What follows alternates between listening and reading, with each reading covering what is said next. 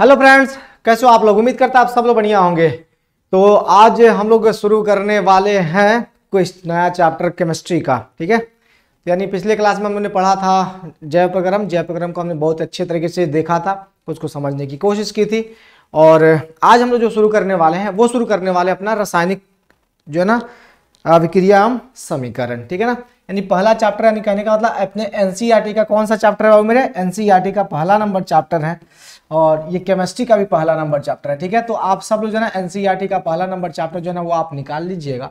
अब वही हम लोग पढ़ने वाले हैं और उस चैप्टर का नाम है रासायनिक अभिक्रिया और समीकरण। ठीक है ना, इसके बारे में हम लोग यहाँ पर डिटेल जो है ना हम लोग पढ़ने वाले हैं। अच्छे तरीके से पढ़ेंगे, बहुत ही प्यार से पढ़ेंगे, समझते हुए पढ़ेंगे और अपने लाइफ से उसको रिलेट करते हुए पढ़ेंगे। काफ़ी सारी चीज़ें हम लोग रोज देखते हैं और उसको समझने की कोशिश करते हैं लेकिन समझ में आता नहीं। लेकिन आज हम लोग जो है ना उन तमाम चीज़ों को हम आज समझेंगे, बहुत ही अच्छे तरीके से, बहुत ही प्यार से समझने वाले हैं। ठीक है, तो चलिए सब लोग तैयार हो जाइए और फटाफट सब लोग जो है ना अपना कॉपी किताब खोलकर बैठ जाइए और जो जहाँ भी हमें स्थिर होकर बैठ जाइए। पूरे कंसंट्रेशन के साथ हम लोग देखेंगे, क्योंकि बच्चे कहते हैं गुरुजी केमिस्ट्री जो है ना वो समझ में नहीं आती है। सबसे बड़ी चीज़ है कि केमिस्ट्री गुरुजी समझ में नहीं आती, लेकिन ये 10वीं क्लास तक की ऐसी कोई मतलब बात इसमें है नहीं, है ना। इतनी बड़ी भी वो केमिस्ट्री ने जो समझ में ना आए और वो भी हम रहें तो, ठीक है ना। तो इसलिए आपको थोड़ा सा पेशेंस बना के रखना और प्यार से देखना, चीज़ों को समझने की कोशिश करना है। ठीक है ना, तो सबसे पहले अगर हम लोग यहाँ पर देखें और समझने की कोशिश करें, बाबू मेरे प्यार से देखिएगा, किताब सब लोग खोल लीजिएगा अच्छे तरीके से। रासायनिक अभिक्रिया समीकरण की अगर हम लोग बात कर रहे हैं तो इसमें ये क्या होता है, अभिक्रिया क्या होता है, समीकरण क्या होता है, हाँ इसको थोड़ा सा समझने की कोशिश करेंगे। स्लाइड वाइज स्लाइड हम लोग देखेंगे, प्यार से देखेंगे। सबसे पहले आता है रासायनिक अभिक्रिया। जैसे कभी आपने देखा है कि आपके घर में दूध रखा जाता है, फिर वो दही में परिवर्तित होता है। लोहे बाहर रख दिया, उसमें जंग लग गए। चांदी रख दिया, काला हो गया। तांबा रख दिया, हरा हो गया, है नहीं। तमाम तरह की चीजें जो ना आप लोगों ने रखा होगा, देखा होगा आप लोगों ने अपने डेली लाइफ में, आप लोगों ने इसको देखा होगा अच्छे तरीके से। तो यहां पर क्या हो रहा है, यहां पर कुछ ऐसा परिवर्तन हो रहा है। परिवर्तन होने के साथ साथ कुछ ऐसा नए गुण वाले पदार्थ बन रहे हैं। जैसे मान लो दूध से दही बन गया, नया गुण वाला पदार्थ बन गया। यानी कहने का दूध से हमने दही बना लिया, लेकिन दही से हम वापस से दूध नहीं बना पाएंगे, है ना। ये इरिवर्सिबल होता है, यानी इसको वापस से हम लोग प्राप्त नहीं कर सकते, इसको पुनः अपने अवस्था में इसको प्राप्त हम लोग नहीं कर सकते हैं। यानी दूध से हमने दही तो बना लिया, लेकिन दही से वापस हम लोग दूध नहीं बना पाएंगे। जंग लग गया लोहा में, लेकिन फिर वापस से उस जंग को लोहा हम लोग नहीं बना पाएंगे, है कि नहीं है। तो ये क्या है, यहां पर कुछ ना कुछ परिवर्तन हो रहा है और इस परिवर्तन के साथ साथ जो ना यहाँ पर नया गुणधर्म वाला ये क्या बोलते हैं पदार्थ जो ना उसका निर्माण हो रहा है। नए गुण वाले पदार्थ का क्या हो रहा है, यहाँ पर निर्माण हो रहा है। तो इसी परिवर्तन को हम लोग क्या कह देते हैं, रासायनिक अभिक्रिया कह देते हैं। क्या कह देते हैं बच्चे, रासायनिक अभिक्रिया। इसी परिवर्तन को हम लोग क्या कह देते हैं, रासायनिक अभिक्रिया हम लोग कह देते हैं। तो यहां पर देखिए ना क्या हो रहा है। तो यहां पर सर ऐसे परिवर्तन जिसमें नए गुण वाले पदार्थों का निर्माण होता है उसे हम लोग क्या कह देते हैं, रासायनिक अभिक्रिया हम लोग उसे बाबू मेरे कह देते हैं। इतनी सी बात आपको समझ में आ गई। उम्मीद करते हैं कि यहां तक बातें आपको बिल्कुल क्लियर होगी स्पष्ट रूप से, क्योंकि दूध से दही बन गया, परिवर्तन हुआ, ये नए गुण वाले पदार्थ जो है ना यहाँ पर बन गए। ठीक है ना।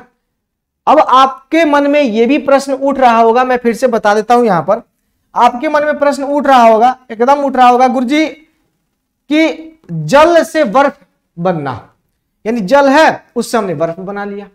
अब बर्फ बना तो गुरुजी यहां पर नए गुण वाले पदार्थ बने क्या, आप कहोगे गुरुजी बने तो बर्फ बना ना, जल से बर्फ बना, तो यहां पे नया गुण नहीं भाई, ये नया गुण वाला पदार्थ नहीं है। बर्फ को पिघलाएंगे फिर वापस से पानी हो जाएगा, लेकिन दही से वापस दूध हम लोग प्राप्त नहीं कर सकते। कर सकते हैं क्या, नहीं कर सकते। तो ये भी हमारे आप देख सकते हो ये इरिवर्सिबल होता है, यानी वापस हम इसको प्राप्त मेरे नहीं कर सकते। ठीक है ना। लेकिन कभी कभी ऐसा भी देखने को मिलता है मेरे दोस्त, कुछ ऐसी भी चीजें होती हैं जिसको हम वापस से प्राप्त कर सकते हैं। जैसे मान लो कि हाइड्रोजन और ऑक्सीजन के मिलने के बाद क्या बनता है, जल बनता है। हाइड्रोजन का गुण अलग होता है, ऑक्सीजन का गुण अलग होता है। इसके मिलने के बाद क्या होता है, जल बनता है। लेकिन फिर वापस से जल का जब भैया हम वैद्युत अपघटन करते हैं तो वहां से फिर अपने को क्या मिल जाता है, अपने को ऑक्सीजन मिल जाता है और अपने को हाइड्रोजन मिल जाता है। फिर वहां से अलग अलग जो ना वो मिल जाते हैं। तो यहां पर ये कहना बिल्कुल ही वो जो ना ये अत्योचित नहीं है, उचित नहीं है कि हाँ बिल्कुल ही प्राप्त नहीं हो सकता। हाँ, लेकिन नए गुण वाले पदार्थ का भैया मेरे क्या है ना निर्माण यहां पर होगा, क्योंकि ऑक्सीजन का गुण अलग होता है और हाइड्रोजन का गुण बाबू मेरे क्या होता है, अलग होता है। हमने कहा दही से वापस से दूध हम लोग प्राप्त नहीं कर सकते, लेकिन भैया मेरे हाइड्रोजन को अगर किसके साथ, ऑक्सीजन के साथ अगर हम लोग अभिक्रिया करवाते हैं तो जल की प्राप्ति तो होती है। लेकिन जल का फिर वापस से वैद्युत अपघटन करेंगे तो क्या मिलेगा अपने को, फिर वापस हाइड्रोजन और वो मिल जाएगा। तो कुछ ऐसी जगह है जहां पर हम लोग है ना उसको रिवर्स जो है ना हम लोग नहीं कर सकते, वापस से हम लोग उसको प्राप्त नहीं कर सकते, ठीक है ना। तो बस इतना समझ लीजिए, यहां पर बस आपको इतना सा समझना है कि नए गुण वाले पदार्थ का क्या हो रहा है, यहां पर निर्माण हो रहा है। क्या हो रहा है बच्चे, नए गुण वाले पदार्थ का जो है ना निर्माण हो रहा है, ठीक है ना। अब इसमें उदाहरण के लिए हम लोग देखें तो भोजन का पचना। अब भोजन का पाचन है, भोजन का पाचन करने के बाद केवल चबा देना भोजन का पाचन नहीं होता है, केवल चबा देना भोजन का पाचन बाबू मेरे नहीं होता है। तो फिर क्या होता है बच्चे, तो चबाना केवल भोजन का पाचन नहीं होता है, उससे ऊर्जा प्राप्त करने की जो क्रिया होती है वो भी तो भोजन पाचन होता है, श्वसन के अंतर्गत जो आ जाता है। यानी कहने का मतलब जो कॉम्प्लेक्स फूड था उसको सिंपलेस्ट फॉर्म में हमने बदल दिया, वो भी एक क्या है, रासायनिक अभिक्रिया का उदाहरण बाबू मेरे है। श्वसन भी देखिए इसमें आ गया, श्वसन भी अपना क्या है, रासायनिक अभिक्रिया का उदाहरण है। क्यों भाई, क्यों है रासायनिक अभिक्रिया का उदाहरण, श्वसन में मुख्यतः होता क्या है बच्चे, श्वसन में यह मत समझ लेना कि सांस लेना और सांस छोड़ना ही श्वसन होता है। सांसों का चलना, दिल का धड़कना ही केवल भैया में श्वसन नहीं होता है। श्वसन कहने का मतलब यह होता है कि जो कोशिकीय श्वसन होता है, जहां पर ऊर्जा का निर्माण होता है, हम लोग बेसिकली उसको श्वसन कहते हैं। वहां पर क्या होता है, ऑक्सीजन की उपस्थिति में ग्लूकोज का विखंडन होता है, ग्लूकोज का क्या होता है, उपचयन होता है, समझ रहे। और उसके परिणाम स्वरूप क्या मिलता है अपने, कार्बन डाइऑक्साइड, जल और ऑक्सीजन की प्राप्ति होती है। अब ग्लूकोज है, ऑक्सीजन की उपस्थिति में भी हमने यहाँ पे टूटा, साथ में कार्बन डाइऑक्साइड मिला, जल मिला और ऊर्जा की प्राप्ति हो गई। तो यहां पर भी क्या हो रहा है, यहां पर भी रासायनिक अभिक्रिया बाबू मेरे संपन्न हो रहा है। क्यों, क्योंकि यहां पर भी अलग अलग प्रकार के जो है यहाँ पर अलग अलग गुणधर्म वाले पदार्थों की प्राप्ति यहां पर हो रही है। तो रासायनिक अभिक्रिया क्लियर हो गया। उसके साथ साथ अगर देखा जाए, लोहे पर जंग लगना, मैग्नीशियम फीता का जलना, दही का बनना, ये तमाम तरह के जो परिवर्तन आपको देखने को मिल जाएंगे जो डेली लाइफ में हम लोग देखते हैं। ये क्या है मेरे दोस्त, ये अपना वही है जो आप जानते हो, है कि नहीं, ये अपना वही है जो आप जानते हो। इसी को हम लोग कहते हैं रासायनिक अभिक्रिया। क्या कहते हैं बच्चे, इसको हम लोग रासायनिक अभिक्रिया हम लोग इसको कहते हैं। अब सुनिएगा, यहां पर परिवर्तन की बात आ रही है। किसकी बात आ रही है मेरे दोस्त, परिवर्तन की बात आ रही है। तो सुनो, परिवर्तन कितने प्रकार के होते हैं, परिवर्तन दो प्रकार के होते हैं। मुख्यतः यहां पर जो परिवर्तन की बात की जा रही है ना, इस परिवर्तन को थोड़ा सा समझने की हम लोग कोशिश करेंगे, फिर आगे बढ़ेंगे, ठीक है ना। परिवर्तन भी हमारे मुख्यतः कितने प्रकार के होते हैं, दो प्रकार के भी हमारे परिवर्तन होते हैं, है ना। दो प्रकार के क्या होते हैं मेरे दोस्त, परिवर्तन होते हैं। अब ये परिवर्तन कौन कौन से हो सकते हैं, तो एक होता है भौतिक परिवर्तन, ठीक ना, एक होता है भौतिक और एक होता है रासायनिक। इसको भी समझ लीजिए यहां पर, ठीक है ना। एक होता है भौतिक परिवर्तन और एक होता है रासायनिक परिवर्तन। अब भौतिक परिवर्तन में क्या होता है, फिर रासायनिक परिवर्तन में क्या होता है। भौतिक परिवर्तन में किसी प्रकार कोई नए गुणधर्म वाले पदार्थ जो ना वो नहीं बनते। मैं फिर से बता देता हूं, केवल उसके अवस्था में परिवर्तन होता है। समझ रहे हो हम क्या बोल रहे हैं। यानी भौतिक परिवर्तन में क्या होता है बच्चे, केवल अवस्था में परिवर्तन होगा। अब अवस्था में परिवर्तन कहने का मतलब क्या, अगर लिक्विड है तो ठोस हो सकता है, बोलो तो द्रव है तो ठोस हो जाएगा, ठोस है तो गैस बना दो, या फिर लिक्विड है तो गैस बना दो, ठोस है तो उसको लिक्विड बना दो, लिक्विड है तो गैस बना दो, है ना, गैस को कंडेंस करके फिर वापस से लिक्विड बना दो। तो केवल भी हमारे उसके अवस्था में परिवर्तन होगा तो हम उसको कह देंगे भौतिक परिवर्तन है। वो क्या है भाई, वो भौतिक परिवर्तन। और भौतिक परिवर्तन को हम लोग रासायनिक अभिक्रिया नहीं कहेंगे। भौतिक परिवर्तन को हम लोग रासायनिक अभिक्रिया हम लोग नहीं कहेंगे। क्यों नहीं कहेंगे गुरुजी, क्योंकि उसमें नए गुणधर्म वाले पदार्थ बाबू मेरे नहीं बन रहा है। क्योंकि रासायनिक अभिक्रिया कहता ही है कि ऐसा परिवर्तन जिसमें नए गुणधर्म वाले पदार्थ बने। जैसे मैंने अभी यहाँ पे आपको उदाहरण दिया था कि बर्फ जो है ना, पानी से बर्फ का बनना, ये क्या है भाई, पानी क्या है, द्रव है, द्रव से भी हमें वो ठोस में परिवर्तित हो रहा है, लेकिन उसमें उसके गुणधर्म में कोई परिवर्तन बाबू मेरे नहीं हो रहा है। वो बर्फ पिघलेगा तो फिर पानी ही बनेगा, बर्फ पिघलेगा तो फिर पानी ही बनेगा, याद रखना। उसके गुणधर्म में किसी प्रकार कोई परिवर्तन नहीं हुआ है। लेकिन ऑक्सीजन और हाइड्रोजन को हमने जोड़ा तो भी हमने जल की प्राप्ति हुई, जबकि ऑक्सीजन क्या है, गैस है, हाइड्रोजन क्या है, गैस है। और मिलने के बाद भी हमने मिल क्या गया अपने को, भी हमारे यहां पर मिला जो जल मिला, वो जल क्या है, वो नया गुणधर्म वाला पदार्थ। क्या है बच्चे, नया गुणधर्म वाला पदार्थ। तो भौतिक परिवर्तन में केवल अवस्था में परिवर्तन होगा, ठीक है ना। लेकिन रासायनिक परिवर्तन की अगर बात करें हम लोग, तो रासायनिक परिवर्तन में क्या होता है मेरे दोस्त, उसके गुणधर्म में परिवर्तन हो जाता है। रासायनिक परिवर्तन की अगर हम लोग बात करें तो उसमें क्या हो जाएगा, उसके गुणधर्म में परिवर्तन हो जाएगा। जैसे दूध की ही हम लोग बात कर रहे थे, दूध से दही बन गया, है ना, दूध से दही बन गया। दूध का भी हमारे अपना अलग नेचर है, दही का अपना अलग नेचर है। समझ रहे हो कि नहीं समझ रहे हो। उस तरह से हमने जल, अभी जल को बार बार हम ले रहे हैं ताकि ये इजी आपको समझने के लिए। जल की बात करें तो हाइड्रोजन का अपना अलग गुणधर्म है, ऑक्सीजन का अलग गुणधर्म है, लेकिन भी हमारे अपना जल का अलग हो जाएगा। इन दोनों के मिलने से एक अलग गुणधर्म वाला पदार्थ की प्राप्ति हो गई। तो रासायनिक परिवर्तन में अगर हम लोग देखें तो रासायनिक परिवर्तन में क्या होता है, उसके गुण धर्म में परिवर्तन होता है, जबकि यहां पर हम लोग बात करें भौतिक परिवर्तन में केवल अवस्था में परिवर्तन होता है। अब आपके समक्ष एक उदाहरण मैं प्रस्तुत करूंगा, शायद आप लोग उसको अच्छे तरीके से देख पाओगे और समझ भी पाओगे। तो बच्चे अगर हम कहें, ठीक है ना, मोमबत्ती का जलना कैसा परिवर्तन है, अगर हम कहें मोमबत्ती का जलना, याद रखना मोमबत्ती का जलना कैसा परिवर्तन है, याद रखना मोमबत्ती का जलना बाबू मेरे कैसा परिवर्तन, आप अपने मन में बताओ इस चीज को, या फिर कमेंट बॉक्स में आंसर कर सकते हो इसका, ठीक है, कमेंट बॉक्स में इसका आंसर आप सब लोग करोगे, इसको अगले दिन हम बताएंगे, ठीक है ना, याद रखिएगा। हमें याद है, हालांकि हम इसको बता सकते हैं यहीं पर, लेकिन इसको अगले दिन हम आपको बताएंगे, या भी याद दिलाइएगा, हम लास्ट में आपको सेशन के लास्ट में बताएंगे, ठीक है ना।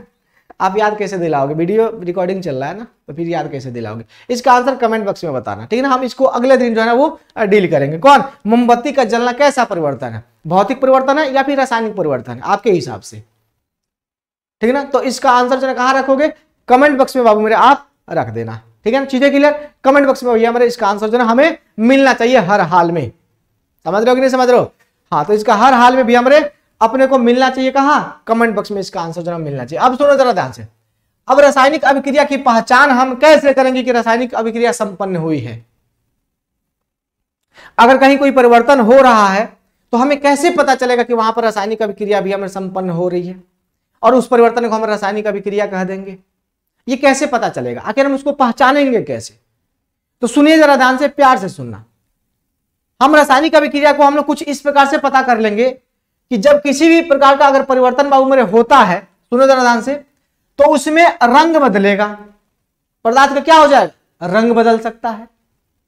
रंग बदलने के साथ साथ भी हमें उससे उष्मा निकल सकता है, वो गर्म हो सकता है, या फिर उसके साथ साथ भी हमें उष्मा का उसमें अवशोषण भी हो सकता है, या फिर गैस का उसमें निष्कासन भी हो सकता है, गैस भी निकलेगा, और साथ ही साथ प्रकाश का वहां पर निष्कासन भी हो सकता है, प्रकाश का निष्कासन भी हो सकता है। तो ये तमाम तरह के भी हमारे जो कारक है, अगर ये वहां पर पता आपको चला, इसका अनुभव अगर आपको वहां पर हो रहा है, इसका मतलब रासायनिक अभिक्रिया संपन्न हो रही है। जैसे मैं एक एग्जांपल देता हूं आपको, बहुत ही बढ़िया। कैल्शियम ऑक्साइड की हम लोग बात करें, कैल्शियम ऑक्साइड को हम लोग क्या कहते हैं मेरे दोस्त, कली चूना कहते हैं। क्या कहते हैं बच्चे, कली चूना कहते हैं। कैल्शियम ऑक्साइड को क्या कहते हैं बच्चे, कली चूना कहते हैं। और आप सबने देखा होगा कली चूना जो भैया इतना बड़ा बड़ा जो ना होता है ढेले के आकार में, हाँ तो इतना बड़ा बड़ा मेरे होता है। अब इसको जब हम लोग पानी में डालते हैं, इस कैल्शियम ऑक्साइड को किस में डालते हैं मेरे दोस्त, हम लोग जब पानी में डालते हैं तो याद रखिएगा मेरे दोस्त, यहां पर बनता है कैल्शियम हाइड्रोक्साइड बनता है। क्या बनता है बच्चे, यहां पर बनता है कैल्शियम हाइड्रोक्साइड की यहां पर भी हमारी प्राप्ति होती है। लेकिन साथ साथ जानते हो आपको, यहां से काफी सारा जना यहां पे उष्मा जना वो मुक्त होता है, यहां से काफी सारा उष्मा मुक्त होता है।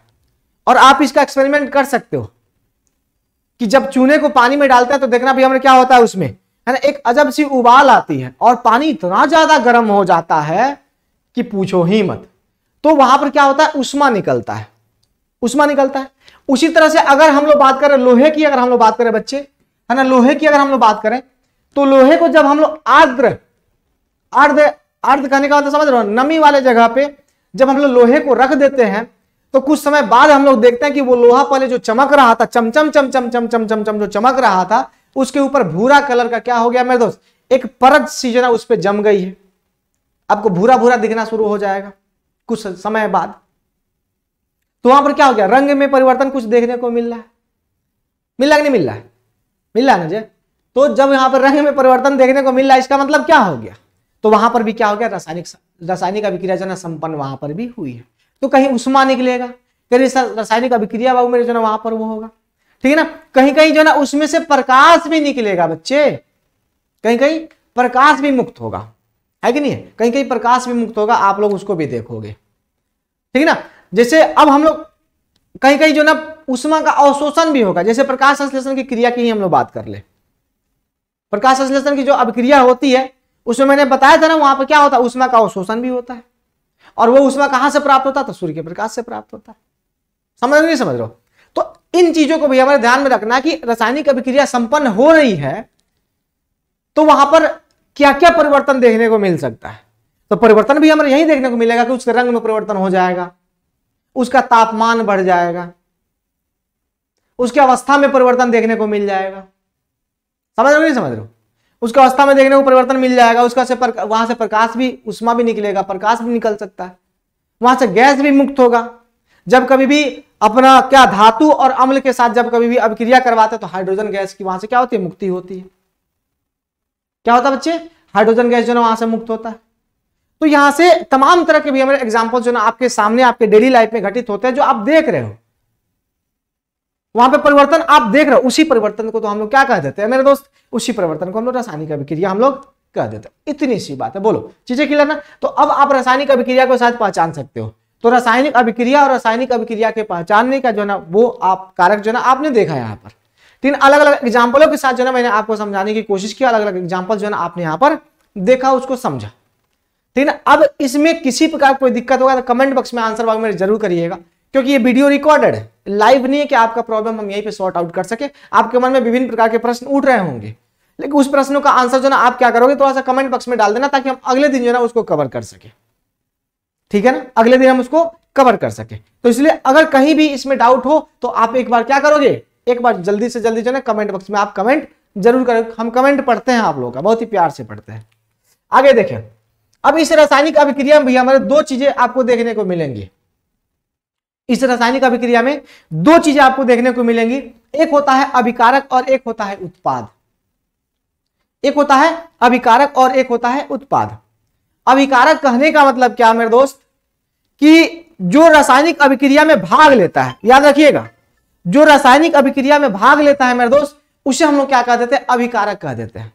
जैसे मैंने अभी यहां पर आपको थोड़ा देर के लिए बताया था कि बच्चे यहां पर अगर हाइड्रोजन को और ऑक्सीजन को मिलाते हैं तो ये क्या बनाता है बच्चे, तो ये अपना जल बनाता है ना। ये क्या बना दिया अपना, ये अपना जल बाबू मेरे यहां पर बना दिया, ठीक ना। तो जो रासायनिक अभिक्रिया में जो भाग लेता है ना, इसको हम लोग क्या कहेंगे, अभिकारक कहेंगे।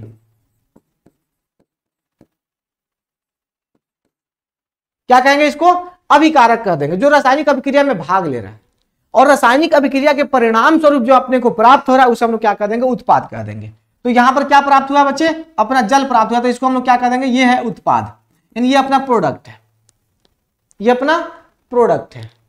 अब कहोगे अभिकारक कितने हो सकते हैं, अभिकारक कितने भी हो सकते हैं, 2 या 2 से अधिक हो सकते हैं। उत्पाद भी 2 या 2 से अधिक भी प्राप्त हो सकते हैं। इतनी सी बातें क्लियर है ना, कोई गलत तो नहीं है। तो यहां पर 2 टर्म्स आपको देखने को मिला, एक मिला अभिकारक, यानी रासायनिक अभिक्रिया में जो भाग लेते हैं उसे हम लोग क्या कह देते हैं, अभिकारक कह देते हैं। और रासायनिक अभिक्रिया के परिणाम स्वरूप जो उत्पाद प्राप्त होता है ना, जो पदार्थ प्राप्त होता है उसे हम लोग क्या कह देते हैं, उत्पाद कह देते हैं। इतनी सी बात समझ में आ गई, बोलो हाँ या ना, बोलो जल्दी से फटाफट हाँ या ना, चीजें क्लियर ना। इतनी सी बात जो है ना आपको समझ में आनी चाहिए। पूछा जाएगा तो बता दोगे ना आंसर, बिल्कुल बता दोगे, हमें उम्मीद है ना, यही उम्मीद है। अब बात आती है सर, रासायनिक अभिक्रिया को हमने देखा, हमने रासायनिक अभिक्रिया को हमने देखा। अब यहां पर बात कैसी है, तो अब यहां पर बात है रासायनिक समीकरण की। किसकी बात है, समीकरण की बात है, रासायनिक। अब ये रासायनिक समीकरण होता है, हमने मैथ में समीकरण पढ़ा है, हमने मैथ में समीकरण पढ़ा है, और तमाम तरह के समीकरण हमने पढ़े हैं मेरे दोस्त। हमने काफी सारा जो समीकरण हमने किसी मैथ में हमने पढ़ा है, हम सब ने पढ़ा, आपने भी पढ़ा, हम सब ने पढ़ा है। पढ़ा कि नहीं पढ़ा, बिल्कुल पढ़ा हमने। लेकिन यहां पर ये रासायनिक समीकरण क्या होता है, इसके बारे में थोड़ा सा जानना अपने को, मतलब वो हो गए, आप लोग थोड़ा सा ज्यादा इच्छुक हो गए इसको जानने के लिए। तो सुनो जरा ध्यान से सब लोग मिलकर, हम सब जानते हैं मेरे दोस्त, सुनो जरा ध्यान से, हम सब जानते हैं कि जितने भी उत्पाद हैं अपने पीरियोडिक टेबल में, उन सबका अपना अपना प्रतीक चिन्ह है, और सभी पदार्थों का अपना अपना भी क्या होता है मेरे दोस्त, सूत्र होता है, रासायनिक सूत्र होता है, प्रतीक चिन्ह होता है, जो भी है। सभी पदार्थों का अपना अपना रासायनिक सूत्र होता है। जैसे मान लो कि अपना कली चूना का मैंने बताया था, कैल्शियम ऑक्साइड बताया था, संगमरमर का कैल्शियम कार्बोनेट होता है, जल का H2O होता है ना। अम्ल में जैसे मान लो कि हाइड्रोक्लोरिक अम्ल का HCl होता है ना। लोहे का जो है Fe होता है, सोडियम का Na होता है, पोटेशियम का K होता है, मैग्नीशियम का Mg होता है। तमाम तरह के भी हमें जितने भी पदार्थ है उसके अपने रासायनिक क्या मेरे दोस्त, प्रतीक चिन्ह है, रासायनिक सूत्र है उनके, ठीक ना। अब सुनो जरा ध्यान से, अब रासायनिक अभिक्रिया जो है, रासायनिक अभिक्रिया जो है बाबू मेरे, जरा ध्यान से सुनिएगा प्यार से, अच्छे तरीके से, कि जो रासायनिक अभिक्रिया है वो रासायनिक सूत्रों के द्वारा जब उसको निर्देशित किया जाता है तो उसी को हम लोग क्या कह देते हैं, रासायनिक समीकरण कह देते हैं। यानी जब रासायनिक अभिक्रिया में भाग लेने वाले पदार्थों के प्रतीक चिन्ह के द्वारा जब हम उस अभिक्रिया को निर्देशित करते हैं तो उसे हम लोग क्या कह देते हैं, रासायनिक समीकरण हम लोग उसे कह देते हैं। अब लैब में इसकी आवश्यकता क्यों पड़ी? अब लैब में मान लो कि रासायनिक अभिक्रिया जो है वो हम लोग करवा रहे हैं, अब वो पता कैसे चलेगा क्या क्या बना है? अब वो पता करने के लिए हमको तो लिखना पड़ेगा ना, तो इस्तेमाल किसका करेंगे? तो हम लोग प्रतीक चिन्हों का इस्तेमाल करेंगे। प्रतीक चिन्ह में मतलब क्या? रासायनिक सूत्र कहने का मतलब क्या? जैसे मान लो कि मैंने अभी कहा ना, हाइड्रोजन का H होता है, ऑक्सीजन का O होता है, नाइट्रोजन का N होता है, मैग्नीशियम का ये होता है, सब आप जानते हो। अब इसी के माध्यम से जब हम लोग रासायनिक अभिक्रिया को दर्शा देते हैं, निर्देशित कर देते हैं, इसी को तो हम लोग कह देते हैं मेरे भाई, क्या कह देते हैं कि रासायनिक अभिक्रिया संपन्न, सॉरी ये रासायनिक समीकरण है। क्या कह देते हैं? रासायनिक समीकरण। इतनी सी बात है, समझना है इसमें। समझे कि नहीं समझे? अब सुनो जरा ध्यान से।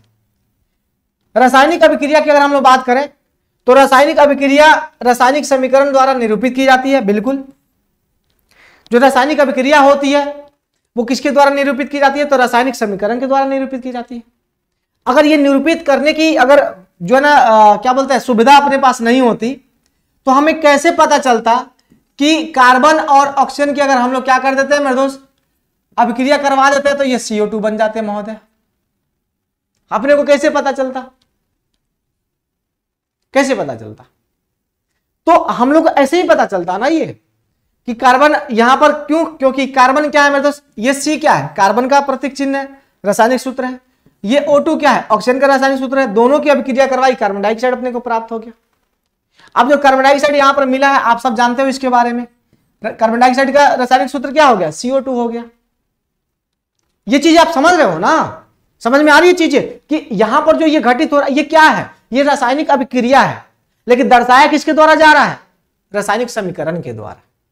किसके द्वारा? रासायनिक समीकरण के द्वारा इसको दर्शाया जा रहा है। उसके बाद अगर हम लोग बात करें कि रासायनिक समीकरण में तत्वों के प्रतीक या फिर अभिकारक और उत्पादों के रासायनिक सूत्र उनकी भौतिक अवस्था के साथ में लिखे जाते हैं। अब ये क्या है? गैस है तो यहाँ पे गैस लिख देंगे। ये क्या है? गैस है तो गैस लिख देंगे। ये क्या है? गैस है तो गैस। ये भौतिक अवस्था है। भौतिक अवस्था कितने होते हैं? 3 ही ना होते हैं। भौतिक अवस्था कितने होते हैं? 3 होते हैं ना। एक क्या होता है बताओ सब लोग मिलकर? भौतिक अवस्था कितने होते हैं? 3 होते हैं। एक क्या होता है जल्दी से बताना? तो एक होता है अपने पास गैस, एक होता है लिक्विड, एक होता है ठोस। अब रासायनिक समीकरण जब हम लोग लिखते हैं तो सभी तत्वों के भी हम उनके अपने भौतिक अवस्था के साथ भी हम उसको भी निरूपित कर देते हैं, तब आपका हो जाएगा परफेक्ट रासायनिक समीकरण, है ना। हम इसको आगे देखेंगे और भी काफी सारी चीजें पढ़नी है हम लोगों को। रासायनिक अभिक्रिया में आवश्यक परिस्थितियां क्या होनी चाहिए कि ताप, दाब, उत्प्रेरक आदि तीर के निशान के ऊपर और नीचे हम लोग लिखते हैं। यानी मैंने आपको बताया था कि तीर का निशान है। अगर अभिक्रिया कुछ हो रहा है तो जितना भी भैया मेरे जो अतिरिक्त चीजें इसमें लग रही है, जैसे ताप हमको देना है तो तीर के निशान के ऊपर लगेगा। दाब अपने को बताना कि इतने दाब के अंतर्गत रासायनिक अभिक्रिया हम करवा रहे हैं, कितना पास्कल भैया मेरे उसमें दाब लग रहा है, तो उसको हम लोग कहां दर्शाएंगे? तीर के ऊपर दर्शाएंगे। अगर इसमें किसी उत्प्रेरक का इसमें जरा इस्तेमाल हो रहा है, बोले तो कैटालिस्ट का इस्तेमाल हो रहा है। उत्प्रेरक कहने का मतलब क्या? मैंने बायोलॉजी में आपको समझाया था, जो अभिक्रिया के दर को बढ़ा दे, जो अभिक्रिया के दर को बढ़ा दे वो क्या होता है? उत्प्रेरक। लेकिन स्वयं अभिक्रिया में भाग नहीं ले। जैसे चुगला की बात हमने की थी ना, वो कैटालिस्ट होता है ना, बस क्या कर देता है? रासायनिक अभिक्रिया के दर को बढ़ा देता है, लेकिन स्वयं उसमें भाग नहीं लेता है। समझ रहे हो नहीं समझ रहे हो? समझ रहे हो ना बच्चे? यस गुरु समझ रहे हैं।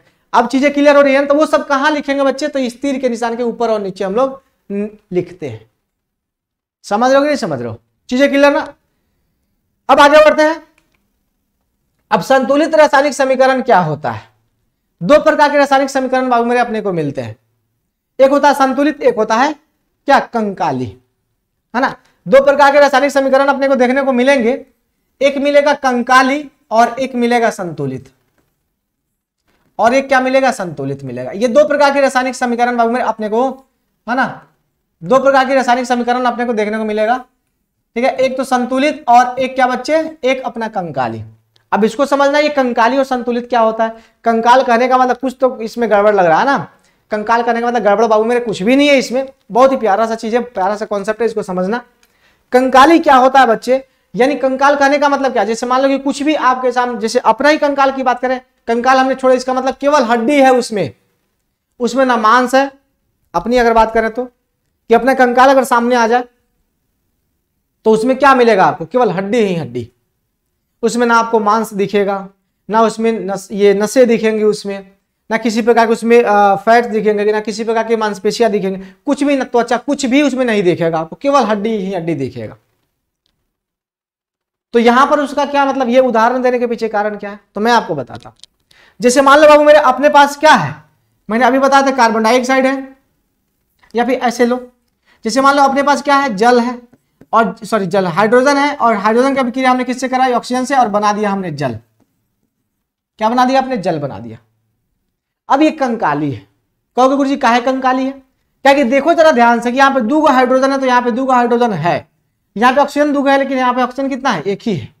यानी कहने का मतलब असंतुलित रासायनिक समीकरण को हम लोग कंकाली समीकरण बाबू मेरे हम लोग कह देते हैं, जिसमें केवल पदार्थों के प्रतीक चिन्हों के द्वारा उसको निरूपित कर देते हैं, रासायनिक अभिक्रिया को निरूपित कर देते हैं, उसको दर्शा देते हैं, लेकिन उसको संतुलित हम लोग नहीं करते हैं। तो जो असंतुलित रासायनिक अभिक्रिया जो होती है वो क्या होता है? उसको हम लोग कह देते हैं कंकाली है। तो ये असंतुलित है। अब इसको संतुलित करने के लिए अपने को क्या करना पड़ेगा बच्चे? यहां पर अपने को 2 लगा देना पड़ेगा। तो अब यहां पर उसके साथ साथ यहां पर 2 लगा दो, बात खत्म। अब क्या हो गया? ये संतुलित रासायनिक समीकरण हो गया। अब रासायनिक समीकरण को संतुलित करने के बारे में आपको बताऊंगा, परेशान नहीं होना। तो 2 प्रकार का आपने देखा, पहले देखा कंकाली, बस केवल प्रतीक चिन्हों के द्वारा हमने दर्शा दिया।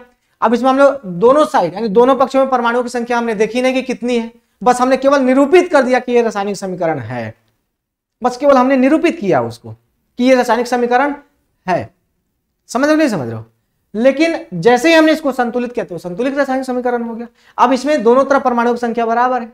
अब इसकी आवश्यकता क्यों पड़ती है दोनों तरफ परमाणुओं की संख्या बराबर रखने के लिए? अब इसको समझना, बहुत ही प्यारा सा बात है। इस प्यारे से बात को आप समझ लेना, फिर जय जय हो जाएगा। है ना? इस प्यारे से बात को समझ लोगे तो फिर आपका जय जय हो जाएगा। आखिर इसको संतुलित करने की आवश्यकता मेरे क्यों पड़ती है तो मैं बता देता हूं। एक आता द्रव्यमान संरक्षण का नियम, इसमें देखो कहीं मिलेगा आपको, यहां पर द्रव्यमान संरक्षण का नियम। ये क्या होता है इसको एग्जांपल से समझो। मैं बार बार यही चीज बता रहा हूं। मान लो कि आपको कोई प्रोडक्ट तैयार करने के लिए कुछ कच्ची सामग्री आपको दी जाए, समझ रहे हो कि मान लो कि आपको कोई प्रोडक्ट बनाना है और उस प्रोडक्ट को बनाने के लिए आपको कच्ची सामग्री आपको दे दी जाती है। मान लो कि आपको कुछ पूड़ी ही बनानी है, रोटी ही बनानी है।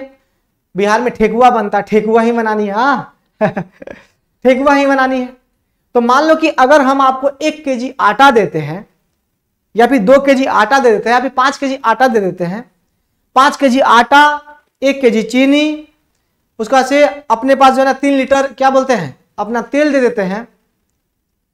तो अब आपको कहेंगे हम बना के हमको जो है ना प्रोडक्ट दीजिए, तो 5 केजी अगर आटा है, 1 केजी चीनी बोला था ना मैंने, यस 1 केजी चीनी है, और मेरे दोस्त 2 लीटर मान लो कि तेल है अपने पास, रिफाइंड ऑयल जो भी है।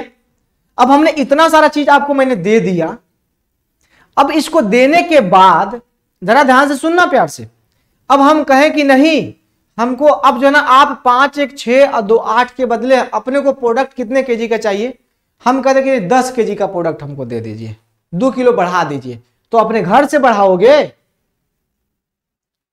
घर से नहीं ना बढ़ाओगे, जितना आपको कच्ची सामग्री मिलेगा उतना ही का प्रोडक्ट बनेगा।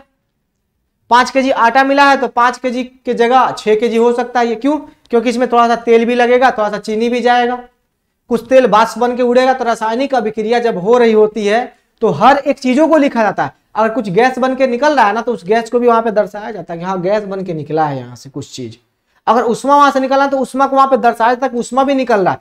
किसी भी चीज को छोड़ा नहीं जाता है रासायनिक अभिक्रिया जब हो रही होती है। उसी तरह से मान लो यहाँ पे जब आप बना रहे हो, ठेकुआ बना रहे हो, तो 5 केजी आटा है और आपसे हम 5 केजी आटा है, 1 केजी चीनी है, 6 केजी और 2 केजी ये तेल हो गया, कितना 8 केजी हो गया। मान लो कि 1 लीटर पानी इसमें लग रहा है, 9 केजी हो गया। अब हम आपसे कहा कि 12 केजी का जो है ना अपने को प्रोडक्ट दीजिए, तो कहां से दोगे 12 केजी का प्रोडक्ट? बनेगा क्या आपको? नहीं ना। तो जितना कच्ची सामग्री है उतना ही उत्पाद बनेगा। सेम वही वाला यहां पर समझो कि यहां पर जितना कच्ची सामग्री दिया जाए उत्पाद भी उतना ही बनेगा। तो जब मैं कंकाली बता रहा था तो उस समय क्या हो रहा था, यहां पर देखो हाइड्रोजन एक था कि नहीं था, सॉरी हाइड्रोजन 2 था और यहाँ पे H2O मैंने लिख दिया। यहाँ पे हाइड्रोजन 2 है, ऑक्सीजन 2 है, लेकिन यहाँ पे ये ऑक्सीजन कितना हो गया, 1 हो गया। इसका मतलब क्या, हमने यहाँ पर ऑक्सीजन 2 को दिया और आपने एक ही ऑक्सीजन लगाया और काम बना लिया अपना। तो फिर एक कहाँ गई, एक कहाँ गुम हो गया ऑक्सीजन, इधर कहीं दिखाया भी नहीं है कि ऑक्सीजन निकल के भागा है, नहीं दिखाया ना। तो इसका मतलब एक ऑक्सीजन कहीं ना कहीं मिसिंग हो रहा है। तो इसका मतलब क्या, ये संतुलित नहीं है, क्योंकि मान लो जितना हमने कच्ची सामग्री आपको दी है उतने का उत्पाद नहीं बन रहा, घोटाला हो रहा है। क्या हो गया, यहाँ पर घोटाला हो रहा है। तो इस घोटाले को माफ नहीं किया जाएगा, सरकार मोदी जी की है। हम खुद करेंगे लेकिन दूसरे को नहीं करने देंगे, समझ रहे, नहीं समझ रहे हो। तो घोटाला भी हमने खुद करवाई है, आपको नहीं करने देंगे। आपको क्या करना होगा, आपको खोजना होगा कि इसमें कौन गायब हुआ। तो ऑक्सीजन गायब हुआ, तो ऑक्सीजन को 2 करने के लिए क्या करोगे, यहां से 2 से मल्टीप्लाई कर देना। अब 2 से जैसे मल्टीप्लाई किया तो हाइड्रोजन हो गया 4। अब हाइड्रोजन 4 हो गया तो उस रेशियो में क्या करोगे, हाइड्रोजन को भी बढ़ाओगे, तो हाइड्रोजन भी यहां पर कर लो 4। अब हो गया जितना कच्ची सामग्री उतना उत्पाद। तो ये होता अपना द्रव्यमान संरक्षण का नियम। एक बार इसको पढ़ते हैं, सुनो। कहता किसी भी रासायनिक अभिक्रिया में द्रव्यमान का न तो निर्माण होता है और न ही क्या होता है, विनाश होता है। बात सही है। अब यहां पर इतना दे दिए तो अब इसमें आटा बनेगा तो नहीं ना, आटा 5 kg है तो 5 kg रहेगा, बनेगा नहीं। अब भैया हमारे अगर मान लो कि कुछ 6 kg का भी नहीं बनेगा और कम भी नहीं होगा, 5 kg का आटा है तो 5 kg ही रहेगा, लेकिन उतने का ही प्रोडक्ट बनेगा। तो उसी तरह से यहां पर भी हमारे जितना द्रव्यमान इधर है उतना द्रव्यमान इधर होना चाहिए। अब ये कैसे होगा, तो इधर परमाणु की संख्या बराबर करो, इधर के बराबर कर दो, बस बात खत्म। ये हो जाता अपना संतुलित रासायनिक समीकरण। जब आपसे पूछा जाए कि बताइए कि रासायनिक समीकरण को संतुलित करना क्यों आवश्यक है, जब आपसे पूछा जाए कि बताइए रासायनिक अभिक्रिया को संतुलित करना क्यों आवश्यक है, तो लिखिएगा द्रव्यमान संरक्षण के पालन के लिए, द्रव्यमान संरक्षण के नियम का पालन करने के लिए रासायनिक अभिक्रिया को संतुलित करना आवश्यक है। क्योंकि किसी भी रासायनिक अभिक्रिया के दौरान न ही किसी भी पदार्थ के द्रव्यमान का क्या होता है, निर्माण होता है, और न ही विनाश होता है। इतना आप जना लिखना है। जब पूछ दे कि क्यों आवश्यक है मेरे दोस्त रासायनिक समीकरण को संतुलित करना, तो आपको ये लिखना है द्रव्यमान संरक्षण के पालन के लिए हमें रासायनिक क्या बोलते हैं, समीकरण को संतुलित करना आवश्यक। इतनी सी बातें आपको समझ में आ गई, जल्दी से बता दो, आगे बढ़ते हैं। अब आता है मेरे दोस्त ये जो है ना रासायनिक समीकरणों को चरणबद्ध संतुलित करना। अब इसको हम आपको लाइव क्लास में बताएंगे। लाइव क्लास में बताएंगे इसलिए क्योंकि आपको इसमें डाउट होंगे, आप पूछेंगे, तब आप सीख पाएंगे रासायनिक समीकरणों को संतुलित करना, अदरवाइज आप नहीं सीख पाएंगे। ठीक है ना, तो इसलिए हम इसमें नहीं बताएंगे, हम इसको लाइव क्लास में हम आपको बताएंगे। तो इसीलिए इस वीडियो को हम लोग यहीं पे खत्म करते हैं और लेते हैं विदा। ठीक है ना भैया, हमारे लेते हैं विदा। फिर मिलते हैं हम लोग 8 बजे अपने मैथ्स वाले क्लास में। तब तक के लिए नमस्कार, गुड नाइट, शुभ रात्रि, take care, thank you, bye bye.